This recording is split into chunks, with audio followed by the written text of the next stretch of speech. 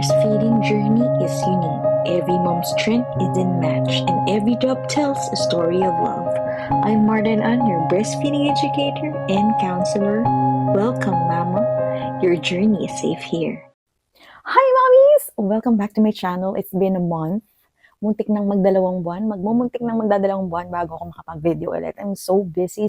But, let's go. I know there are a lot of, not a lot naman, mga ilan-ilan na nanghihintay sa video na to or sa vlog na to. Because this video is about tips how your baby can go back to breastfeeding. So, kung gusto mong bumalik ulit si baby sa pagbe-breastfeed, take note because this is going to be a process and not just any ordinary tip. Anyway, alam kong maiikli ang pasensya ng mga mommies, pero hindi dapat. Dapat mahaba ang pasensya natin, lalo na kung gusto niyo mag-breastfeed. That's the main thing that you really need, patience. You have to be patient. Alright, before we start, kung hindi ka pa nakasubscribe, please subscribe on my YouTube channel and like this video and share it with your friends na manganganak na because this will also help them. Alright, so, without further ado, let's start and please take note. Painom mo ng tubig. I'd like to tell you na this is going to be tiring, this process. This is going to be challenging and nasa sa iyo kung magiging successful ka or hindi. Ang dami nang gumawa nito and most of my clients succeed because of this process and I'm rooting for you too. So, kailangan mo na mahabang pasensya. This is not a rule but a suggestion, but I have to be particular in one thing that you have to be strict about it. Like even the people around you should follow. Ayan. Right? Ready na? Okay. First, assess yourself. Ilang buwan ka na bang hindi nag-breastfeed? Ilang weeks? No? Nagba-bottle feed ba si baby mo? Gaano kadalas siya nagba-bottle feed versus sa nagbe-breastfeed? Do you want to exclusive breastfeed or half-half, mga ganun. Gusto mo mag-build ng stash, all of that you should consider. Alright? But I will focus on exclusive breastfeeding. Because yun yung talagang tina-target ko for the first 3 months kay mommy. To exclusive breastfeed before jumping into building a stash. Or the second thing that you need to understand is hindi ito madali. Yun yung sinabi ko kanina. And everything will feel like it will really change, Kasi the way you bottle feed your baby, there will be an additional pwedeng routine. So, ganun, alright? So, after you assess yourself first, kung hindi nagbe-breastfeed yung baby mo sa'yo, malamang nagbobote siya. Alright? Kung nagbobote siya, that means iba yung way of feeding niya. And the bottle, katulad ng sinasabi ko dun sa TikTok videos ko, na iba ang pagdede sa bote at sa breast. Paano siya naging iba? The flow of the milk and the way your baby moves or uses their oral cavity. Kasi sa bote, fixated, matigas yan, hindi nagbabago ang shape niyan. Yan na yan, kapag sinubo ng baby mo, yun na yun. And your baby has the tendency to learn how to chew instead of learn how to vacuum. Ayan, dun pa lang, magkaiba na. Your baby's way of feeding has been altered already. So when it comes with the milk flow naman, of course, mabilis ang milk flow dun sa bote kaysa dun sa breast. Kasi sa breast, your baby has to stimulate first. Hindi siya, kumbaga, hindi siya tuloy-tuloy. Your baby has to vacuum. The swallow rhythm na sinasabi namin, it's very different. Now, since yun yung mga na-alter, yun din yung ating ipoproseso. Right? First, what important is, your baby has to be comfortable again sa pagbe-breastfeed. Like how you hold your baby in front of your breast, how you hold your baby comfortably. This is the step-by-step considering yung mga sinabi ko. Right? First step is to do a lot of skin-to-skin to your baby. Regular skin-to-skin. So your baby has to be familiar. Yun nga, the smell, the smell of the breast milk, the smell of you, the warmth of your body. Yes, you have to remove your clothes. Mas maganda kung ganon. Pati si baby, mas maganda kung ganon. You have to cuddle as much as possible, as much as you can, you have to cuddle. That's before baby's feeding time. Alright, so you have to be familiar with your baby's hunger cues. Hindi kung kailan siya iiyak. Kasi kapag umiyak na, that means gutom na siya, your baby won't cooperate because your baby just want to feed. No? Gusto niya na dumede, gutom na siya. Wala siyang pakialam kung ano gusto mong gawin. Ang gusto niya, magdede na siya. Alright? Your baby has to be calm, for your baby to be comfortable sa breast mo. So, skin to skin, there's no minutes, there's no hours, like, gaano katagal yung skin to skin. You have to be familiar with your baby. Ay, ready na ba siya for breastfeeding? Tingnan mo, gumagalaw-galaw na ba? Nakikita mo na ba na parang pwede mo siyang unti-unting ilagay sa breast mo and i-try i-breastfeed? Since kalmado siya, mas maganda. So when you finally figure out, ay, dede na to, try to put your baby in front of your breast and offer your breast. Alright? Let's see, nagtry si baby, hinanap yung breast. Kung di niya mahanap, tulungan mo ng bahagya kasi nga, nasanay siya sa bote. You have to observe your baby, kung anong ginagawa niya sa breast mo. So you can identify, saan siya nahihirapan? Ano yung confusion niya? Ayan. Right? So after that, if nagwawala na si baby kasi nga hindi siya sanay pa mag-breastfeed, you can stop. Huwag niyong pilitin yung baby. Huwag pipilitin si baby.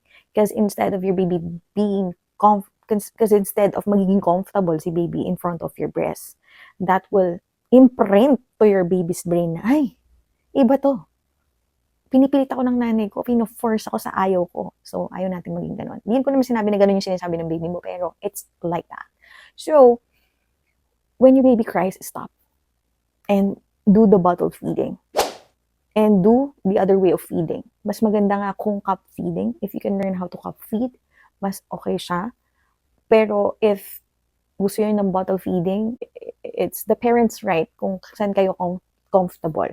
Now, when you do bottle feeding, do it the right way. Do not do it in a confusing way. So, what is the confusing way? This is a confusing way. If you're doing it elevatedly, yan, ganyan. Yan ang kadalasang ginagawa. Why? This is confusing because the flow of the milk is very fast. Kaya kung mapapansin nyo kung ang baby nyo, inuubos yung isang bote ng mabilisan, that's very fast. And that imprints to their brain already. This is it. So, we have to change that as well. If you can watch a video of pace feeding, that's what you can do. You have to control the flow of the milk for your baby. You have to control the flow of the milk. And this is not a good example of bottle. It has to be a soft, narrow nipple. I-message nyo na lang ako sa TikTok kung gusto nyo malaman kung anong tamang bottle because I cannot do that here. Anyway, so yun. You have to control the flow of the milk so your baby will learn how to stimulate. How to wait for the flow of milk. Ayan. Kasi iba ito at saka yung breast natin. Very iba. Alright? You have to teach your baby to be patient and you have to teach your baby how to work on the milk because that's how it is sa breast. Alright? Okay. After bottle feeding, if kumalma na yung baby mo, pwede mong itry ulit. But if not talaga, it's okay. There are a lot of times pa that you can try. Don't be discouraged. Kaya mo yan, mommy. Just do it again and again. You have to practice because si baby, let's say, 3 weeks na siyang nagbobote, that means 3 weeks na niyang alam na yun ang dapat niyang gawin. So, you have to go back. You have to relearn kung ano yung nawala dun sa instinct ni baby. I mean, instinct kasi nila yan. They know how to latch. They know how to breastfeed. But because merong nangyaring iba, then it has been altered. Yeah, so you have to help your baby. Alright? So, after that, kung low milk volume ka at nagawa nyo yung process na yun, yung dalawang process na yun, you have to do pumping. Kasi kailangan ng stimulation ng breast mo or ng brain mo for the hormones para mag-increase yung milk volume. Alright? So, kasi pag di mo yung ginawa, hindi ka makapag-breastfeed kasi magda-dry out na yung breast milk. Alright? So, first, skin to skin, trial and error ng breastfeeding, tapos bottle feeding, or cup feeding, tapos pumping. Apat lang pero kailangan mong tsagain yan. lalo na yung the way of bottle feeding. Like everybody else who's taking care of your baby, they have to follow that. I'm telling you, meron akong ganyan. No? Meron akong ganyan case. Kwento ko lang saglit ha. May ganyan akong case before ng mommy. Pag siya yung nagpapa bottle feed, sinusunod niya yung sinuggest ko. Pero pag iba, gano'n na naman, balik na naman sa natin. So, si mommy nahihirapan. Hindi maging consistent, no, yung process. Hindi maging consistent yung dapat itinuturo kay baby. So, everyone who's taking care of your baby should know this. Alright? Siyempre, mas lalo na yung partner mo, yung husband mo. Kailangan alam niya ito. Alam niyo dapat dalawa ito. Alright? So, you can go back to breastfeeding. I don't have definite time kung hanggang kailan ba yan because depende yan sa'yo at sa baby mo. Alright? Very important ang skin to skin. If you can take a bath together with your baby, maganda din. Maganda yan. That's proven. No, proven in my journey as a breastfeeding educator and counselor. No, you can do that as well. The drip drop method, no, you can do that as well. I-search nyo lang kung ano yung drip drop method. Sa pagtitake a bath, hindi siya literal na. Like you can, lalo na kung maliit pa yung baby, mga 3 weeks pa lang. Hindi pa naman. Mas okay yung skin to skin. No? Pero yung mga, let's say, 2 months na, ayan, maganda yan. Magbasa kayo together. Yeah. Kasi pinapaliguan naman niya talaga yan, di ba? Alright. So, ayun, I hope magawa niyo tong process na to. Very important. Pinapaalala ko sa inyo mga mommies, very important yung way of bottle feeding. Sobrang importante nun. And, message me for the tamang chupon. No, hindi man tama. Kumbaga, the one that can help, no, go back sa breastfeeding instead of being altered dun sa ibang chupon na ginagamit.